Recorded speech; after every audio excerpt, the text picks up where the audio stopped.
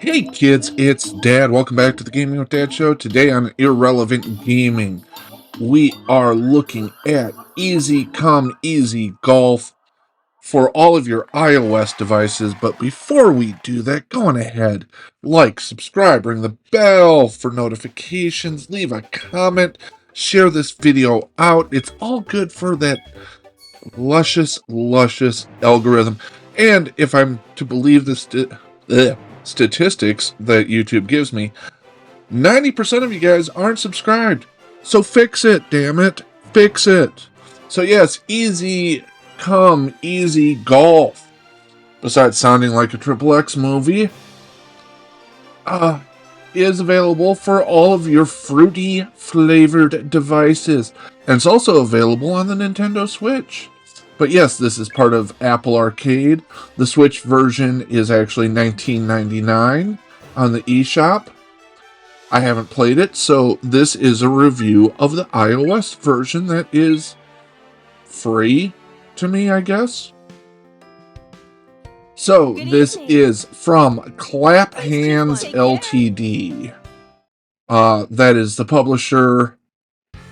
It does require iOS 13 or later, and macOS 11 or later. It is 3.4 gigs on your Apple device, 3.7 on the Nintendo Switch, and it's in a whole bunch of languages, and originally released September 13th, 2022. So yes, this is golf. Anybody who's watched enough of the Gaming with Dad show knows I love myself a good golf game. This isn't one, though. Oh. I'm not saying it's a bad game. It's golf. And it's fairly traditional golf, with the exception that each hole is played by an individual player, and until you unlock additional players, you get the Toad version for this game to fill those gaps. So each player is going to have their own strengths, their own weaknesses. You have to kind of learn what those strengths and weaknesses are and how they affect each hole. That's great.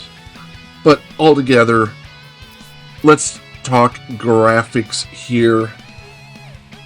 It's bright, it's colorful, the courses look like a golf course.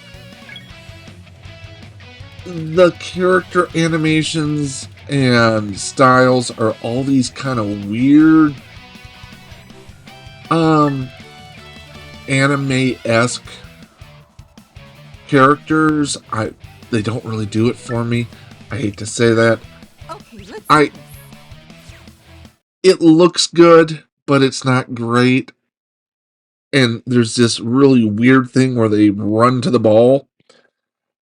I'm giving graphics a 16. Sound, for a golf game, it's okay. Nothing special here.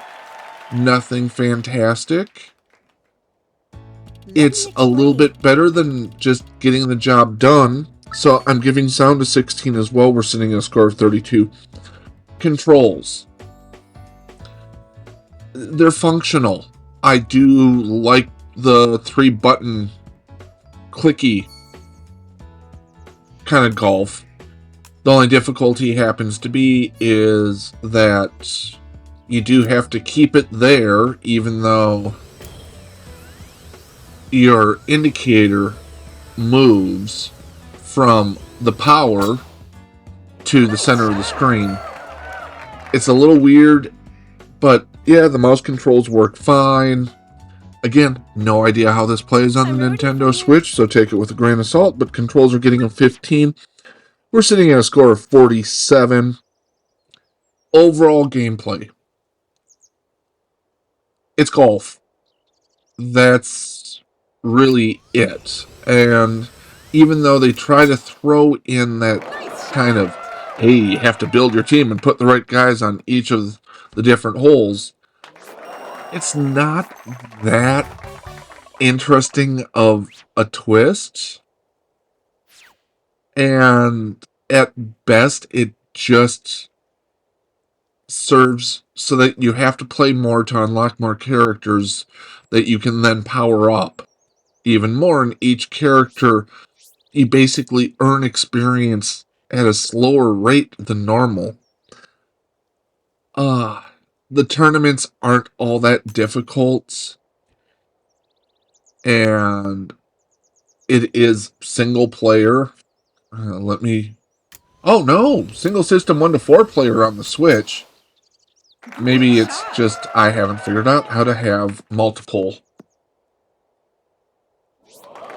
players. Local wireless on the Switch is 2 to 4. Online 2 to 4.